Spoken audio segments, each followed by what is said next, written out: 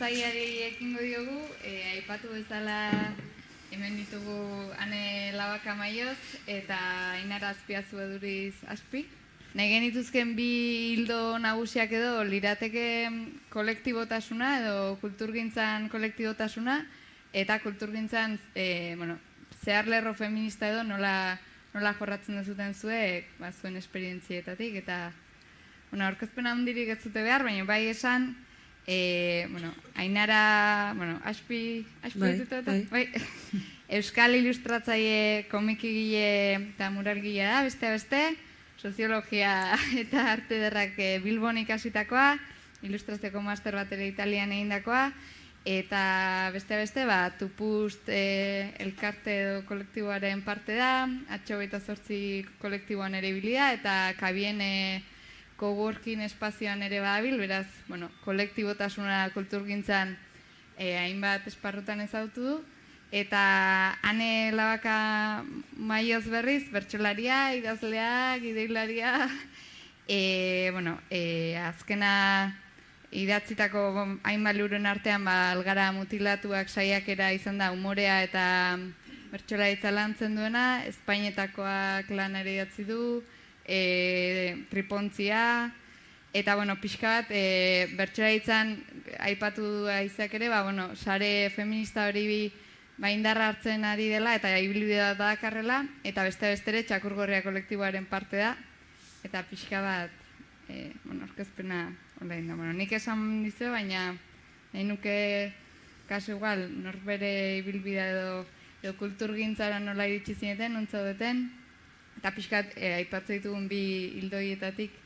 zerratzen marratuko zenuketen edo gauztik. Ni ilustratzailea naiz, eta kulturgintzara iritsi nintzen, uste dut, artearen mundua beti asko gustatu izan zait, soziologa bezala formatu nintzen, eta gero lanean hasi nintzenean hortan konturatu nintzen, etzalanik jarraitu nahi nuen bidea, edo behintzat gaztean nintzela oraindik eta banuela aukera beste bide batzuk bilatzeko. Orduan, beti gustatu izan zitzaiten mundu plastikoarekin esperimentatzea eta banuen, ez dakit gaitasun, trebezia pixka bat, eta erabaki nuen arte ederrak egitea, formatzeko pixka bat, eta konturatzen nintzen, beti nire nahia bazela komunikaziorako joera bat edo bazegola, eta igual soziologiak eman zidan realidadearen azterketa sozial hori ere, banuela orduan uztartu nituen artea eta komunikatzeko eta realidadearen eraikuntza sozial hori nola egiten dugun, nola kulturaren bidez erreproduzitzen dugun, elementuak errepikatzen ditugun edo ez, hortan arreta jarri nuen, eta uste dut horrek eraman ninduela ilustrazioa izan zitekela oso tresna interesgarrian lanbidean erabiltzeko, eta hori dela eta erabaki nuen hortik jo nezakela, eta saiatu nintzen balore batzuek hartzen ardatz edo euskera edo feminismoa. Orduan feminismoak ez dakit nahi nahi zitzaiten 2000 eta gutxi, 2000 eta lau bost. Orduan feminismoak ez zuen gaur egun duen indarra, hitzak berak ere oraindik oso konnotazio alrebesak zituen, jendeak ez zuen ondo ulertzen ere, zertzen, baina nik argi nuen iruditeria oso bat zegoela, hori emakumeak ez zeudela museoetan, komikietan kontatzen ziren historiak oso begirada sesgatu batetik egiten zirela, guzti horri guzti hortan bide berri txiki bat edo ezberdin txiki bat egin nahiagatik naiz uste dut ilustratzaile. Ni ere saiatuko naiz pixkat nire sormen ibilbidea edo bi ardatz hoietatik edo aztertzen, bat kolektibotasuna eta bestea feminismoana, eta nire kasuan biak batera jundia, batera bizi izan ditut. Beti, ni kulturgintzara iritsi nintzen 12 bat urterekin edo bertso eskolan hasi nintzanean, beti esaten dut, eta gaina gustatzen zait esatea, hasieran, bertxotan hastea, ustetela nahiko erdi kasualidade bat edo izan zala, zen ibanek anolako hizkuntzarekiko eta hitzekiko lilura moduko bat, eta iruditzen zitzaidan bai orduan eta bai oraindik ere asko dago laiteko hortan, nolabait hitzarekiko lilura bat zeukan neska gazte horrentzako, egon daiteken espazio bakarnetakoa pixkat sortzen hasteko eta bide hortan murgiltzeko bertso eskola izan zitekela, ez, eta horra sinitzala, baina izan zitekela, ezakit, poesia eskola edo beste zerbait okatu izan balitz parean, seguraski hortik hasiko nukela bidea, eta ez dala kasualidadea gaur egun, gero beste sormen disiplina askotan gabiltzan asko eta asko bertso eskolatik pasa izana edo hori izatea abia puntua, ez. Orduan bertso eskola pixka kolektibotasunakin lotuta bai sentitzen un oso talde, txiki-txikitatik, orduan ite genitun lehiaketetan eta ere beti talde hartzen genuen parte, eta justu nire lehenengo, sortzaile bestela lehenengo krisialdia edo etorri zan ja 17 bat urterekin edo, taldeko, ordurarte taldea zan bide hori, edo taldekoa zan bide hori, nolabait bide individual bihurtu behar dan momentu hori, uste hori ere ez dala kasualitatea, justu hor adibidez zenbat ordurarte plazetan, bertso eskolan ibilitako zenbat emakume bertsolarik atzera egiten dunez, eta orduan nik eukin nolako krisialdi bat, eta zorionez beti esatet feminismoak salbatu ninduela hortarako ere, ze ospatu zian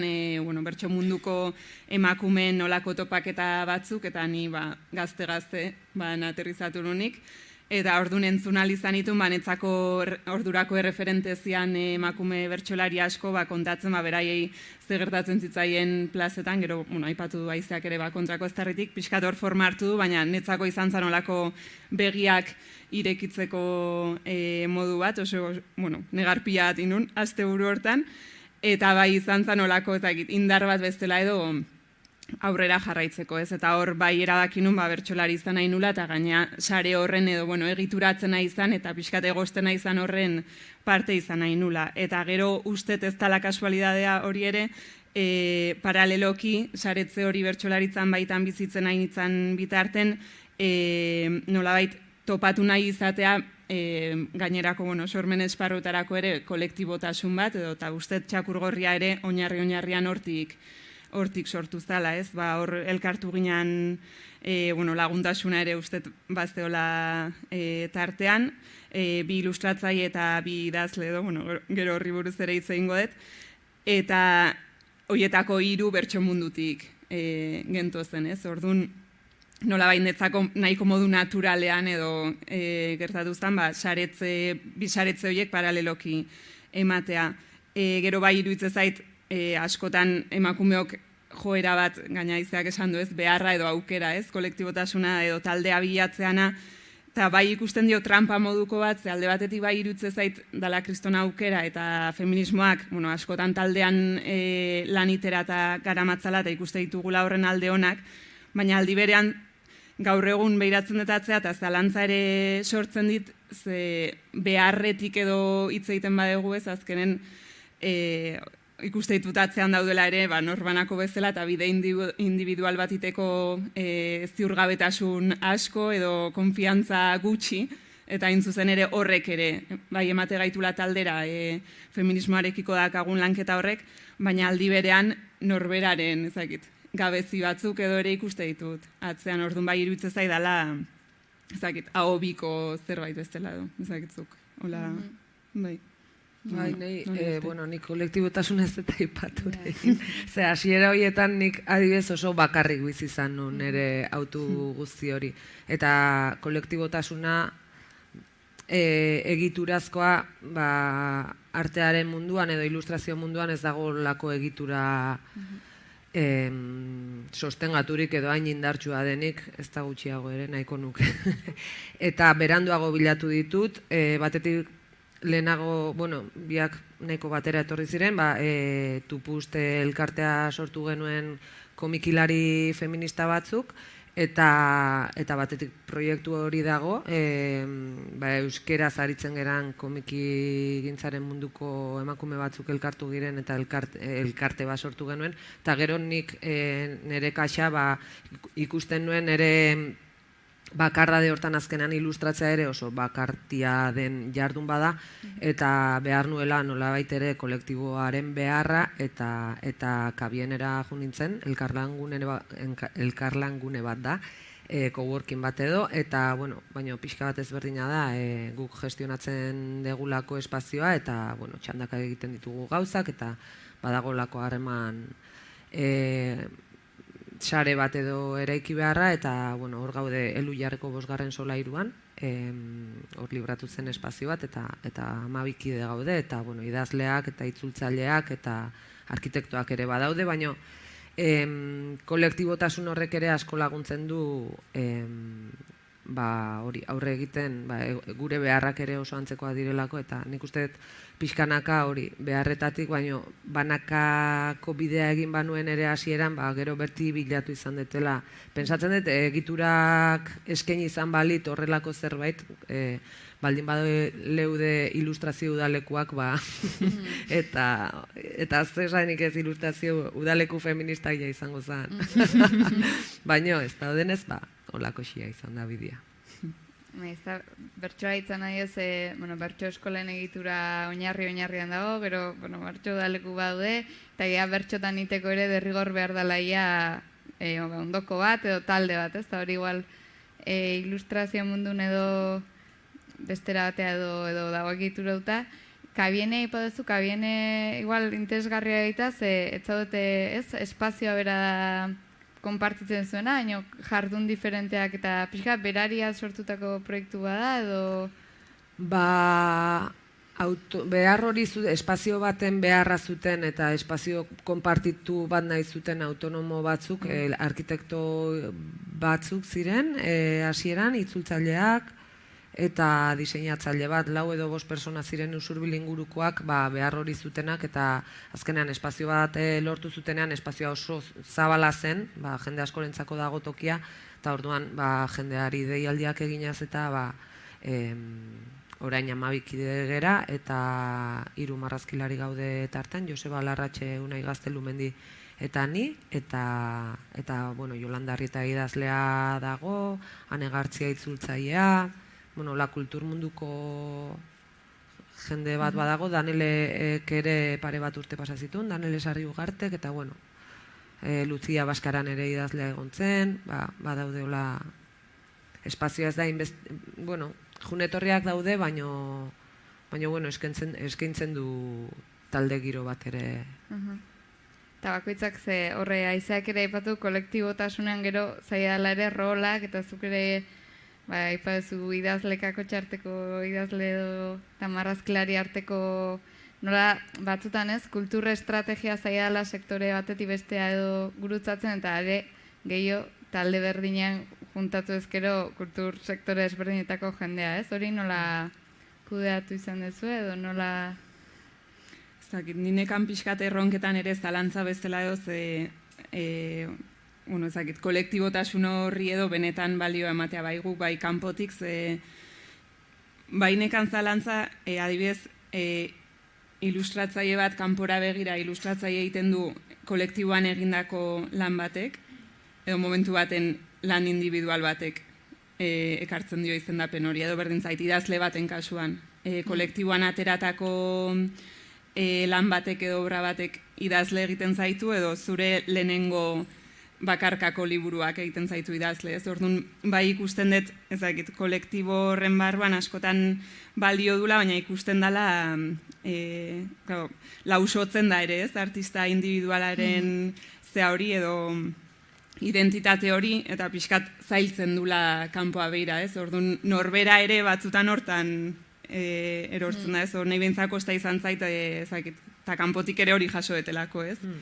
Aparte, nahi idazleanetik, pia bat kosta zaitu hain nahiz eta hain da momentua egunero idazten diotena, eskaintzen diotena denbora handi bat idazteari, baina egia bertsolari eta neuretu dedala errexago, bere momentuan ere kostata eta dala pixka da bertxotan egiten dut bertsolaria naiz, baina idazten dut, eta ez naiz gai, igual idazlea naizela esateko, ez horrele badaude, ezakit, justo Remedios Zafraren liburu hortan, el entusiasmo hortan esaten zuen, olako askotan kulturgilearen atzean daula plural lauso bat edo ez, gaur egon zaitezkela hemen mahai inguru baten parte hartzen, bihar eskatu bezun diru laguntza baterako oinarriak edo eskaera idazten, bestean bertxotan, eta hor badagola, ezakit, gaur egun gaina ikustet, adibidez bertso mundutik zaila dela, ze ikustet gure aurreko batzuk izan diala bertsolaria, ni bertsolaria naiz ta listo, eta inkluso horrek eman die momentu batean ogi biderako aukera, baina oain behiratzen dut ingurura eta hor gabiltzan asko ikustet gabiltzala mila saltxetan gaur egun bizitzeko ez dizu ematen, bertsolaria naiz ta puntu horrek ez zait iruditzen, baina aparte ez ote da nahikoa edo ez ote da nahikoa balioesten sormen disiplina bakarrean aritzea, ez? Behar dezula igual, bai, bertxotan iten dut, baina gero poesia idazten dut, edo, ezakit, askoz, ezakit, tani bizi eta aukera bezala, ze gustatzen zait, saltxa hori eta olako, ezakit,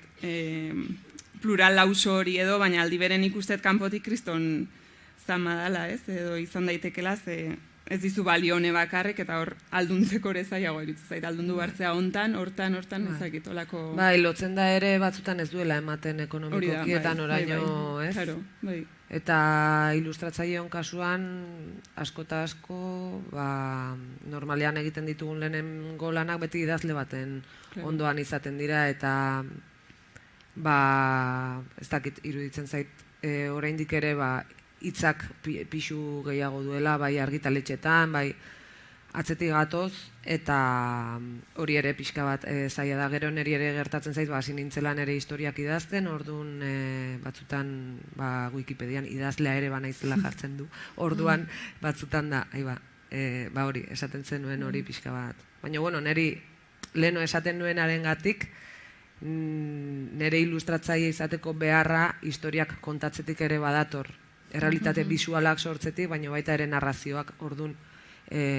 iruditzen zait, badala auto batzuk esaten zenuna ere, ez? Hitza, ez dut seguruenik ez dut inoiz novela bat idatzituko, baina behar dut hitza eta gustatzen zait hitza ere lantzea, garrantzia ematen diot, oso modu xumean erabiltzen dut, baina gustatzen zait bere presentzia egotea ere, eta bai, pluralidade horiek pixka bat bereziak dira, eta, interesgarria dira ere, ez? Bai, interesgarria dira, baina aldi berean ere prekarietateak ilotut, ez? Azkenen, segun beharretik datozten, gogotik datozten, ezagit. Bai, ilustratzaile asko pasatzen zaigu, beti idazlearen azpiko itzalean gelditzen gerala, aldaketak proposatzen badira izan behar du egokitzeko hitzak dioen horri egokitu behartzaio irudia, ez da inoiz planteatzen kontrakoa, planteatu izan detenean nik adibidez irudi batzuk eman idazle bati eta berak zerbait sortzea asko zailagoa egiten da ariketa. Euskal Herrian gaude, euskerak ere pixu handia du, euskera hitzaren bidez, orduan egitura guztietan dago zama hori iruditzen zait, Frantziar estatu batean nola irakurtzen den, ze egitura dauden irudiaren inguruan edo hemen alde handia dagoela, valorazio, gizarteak ematen dion valorazio simboliko aldetik ere, hor, niri gustatuko litzaidake, hemen ere hori pixkanaka zabaltzen jotea, eta gure kultura bisuala eta pixka bat aberatsagoa izatea.